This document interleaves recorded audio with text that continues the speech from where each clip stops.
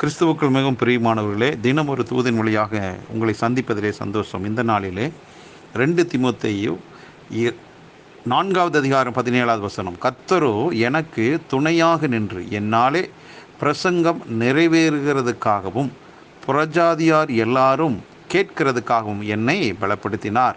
சிங்கத்தின் வாயிலிருந்தும் நான் ரட்சிக்கப்பட்டேன். இப்படி பவுல் அந்த நிருபத்தினுடைய முடிவிலே சொல்லுகிறார்.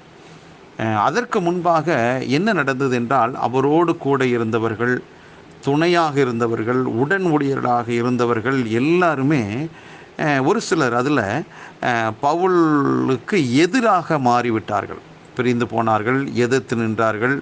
இப்படி பல்வேறு விதங்களிலே பவுலுக்கு விரோதமாக எழும்பினார்கள். அதே போல் பவுலுக்கு கொடுக்கப்பட்ட தரிசனத்துக்கு விரோதமாகவும் எழும்பினதாகத்தான் அர்த்தம். இப்படி பல்வேறு விதங்களிலே பவுலுக்கு எதிராக கூட இருந்தவர்கள் செயல்பட்டாலும் அவர் சொல்லுகிறார், கர்த்தரோ எனக்கு துணையாக நின்று என்று. அப்போது அருமையான ஆண்டவருக்குள்ளாக இருக்கிற தேவ பிள்ளைகளாகிய நாம் ஒரு காரியத்தை கற்றுக்கொள்ளலாம். கர்த்தர் நமக்கென்று ஒரு தரிசனத்தை கொடுத்திருக்கிறார், நமக்கென்று ஒரு அழைப்பை வைத்திருக்கிறார் என்றால், நம்மை கொண்டு ஒரு திட்டத்தை நிறைவேற்ற வேண்டும் என்று தீர்மானித்து அதன் பாதையிலே நம்மை கரம் பிடித்து நடத்துகிறார் என்றால், அந்த நாளிலே நம்மோடு கூட இருக்கிறவங்க யார் எப்படிப்பட்ட எதிரான காரியங்களை செய்தாலும் கர்த்தர் நம்மை கொண்டு செய்ய நினைத்தது ஒன்றும் தடைபடாது. ஆகவே எந்த விதத்திலும் அவர்கள் எதிராக பவுலுக்கு செயல்பட்ட போதும் பவுலுக்குள்ளே இருந்து வெளிப்பட்ட அந்த அபிஷேகம் அந்த காரியத்தை, அந்த பிரசங்கத்தை, அந்த ஊழியத்தை, அந்த திருச்சபை கட்டுமான காரியங்களில் எதுவும் தடை செய்ய முடியவில்லை. பவுலுக்கு விரோதமாக எத்தனையோ பேர் சுவிசேஷ எதிர்ப்பாளர்கள் புறப்பட்டார்கள், அடித்தார்கள், உதைத்தார்கள், பல்வேறு விதமான துன்பங்களை, துயரங்களை எல்லாம் கொடுத்தார்கள். ஒன்றாகிலும் பவுலுக்குன்னு கொடுக்கப்பட்ட ஊழியத்தை நிறுத்த எந்த சக்தியாலும் முடியவில்லையே. இதையெல்லாம் உள்ளடக்கித்தான் பவுல் சொல்லுகிறார், கர்த்தரோ எனக்கு துணையாக நின்று.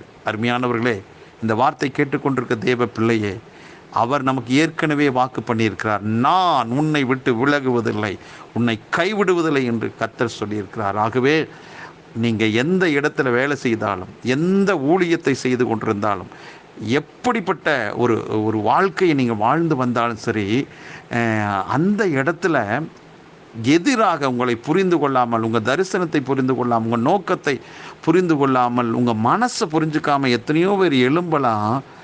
ஆனால் அந்த இடத்துல உங்களை கொண்டு செய்ய வேண்டிய காரியம் தடைபடாது. தைரியமாக இருங்கள். கர்த்தர் உங்களுக்கு வைத்திருக்கிற அந்த ஊழியத்தை, கர்த்தர் உங்களுக்குன்னு வச்சிருக்கிற அந்த பொறுப்பை, அந்த பதவியை, அந்த காரியத்தை எவராலும் தடுக்க முடியாது. தைரியமாக இருங்கள். ஏனென்றால் கர்த்தரோ எனக்கு துணையாக நின்று என்று பவுல் வீர முழக்கமிடுகிறாரே. நீங்களும் சொல்லுங்கள், 1000 பிரச்சனைகள் எனக்கு எதிராக வரலாம், 1000 பேர் என்னோடு கூட இருந்தவன் என்னை விட்டு வெளியேறலாம், யார் என்ன செஞ்சாலும் சரி, என்னை அழைத்தவரோ, என்னை தெரிந்து கொண்டவரோ, என்னை பெயர் சொல்லி கூப்பிட்டவரோ எனக்கு துணையாக இருக்கும் பட்சத்தில் எனக்கு எதிராக யார் செயல்பட்டாலும் அவர்கள் தோற்று போவார்கள் என்றதான விசுவாச பார்வையோடு இந்த நாளை தொடக்குங்கள். இந்த நாள் ஒரு வெற்றியின் நாளாக இருக்கும். கர்த்தருடைய வலதுகரம் உங்களுக்கு துணையாக இருந்து உங்களுக்காக யுத்தம் செய்வதை பார்ப்பீர்கள்.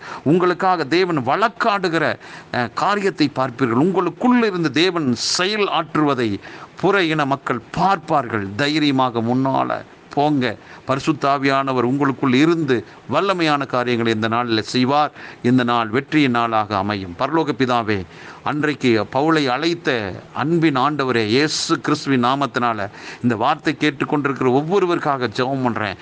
ஆண்டவரே, கர்த்தரோ எனக்கு துணையாக நின்று என்று பவுல் அப்படிப்பட்ட நல்ல விசுவாசமான வார்த்தையை சொல்லுகிறார். பல விதமான எதிர்ப்புகளின் மத்தியில் அவர் வெற்றியடைந்ததை சொல்லுகிறார். அதே போல் என்ன நோக்கத்திற்காக இந்த வார்த்தை கேட்டுக்கொண்டிருக்கிற பிள்ளைகளுடைய வாழ்க்கையில் ஒரு காரியத்தை செய்யணும்னு நீங்கள் நினச்சிங்களோ அது தடைபடாது. எதிர்த்தவர்கள், போராடினவர்கள், விரோதமாக எழும்பினவர்களுடைய எல்லா தந்திரங்களும் நிர்மூலமாகும். ஆண்டவரே, எங்களுக்கு ஒரு ஜெயத்தை தந்து இந்த நாளை வெற்றியின் நாளாக மாற்றுகிறீர். அதற்காக நன்றி. கேட்டுக்கொண்டிருக்கிற ஒவ்வொருவருடைய நாமத்தினால் வாழ்த்தி ஆசீர்வதிக்கிறேன். இயேசு கிறிஸ்துவின் நாமத்தில் ஜெபிக்கிறேன் நல்ல பிதாவே, ஆமென்.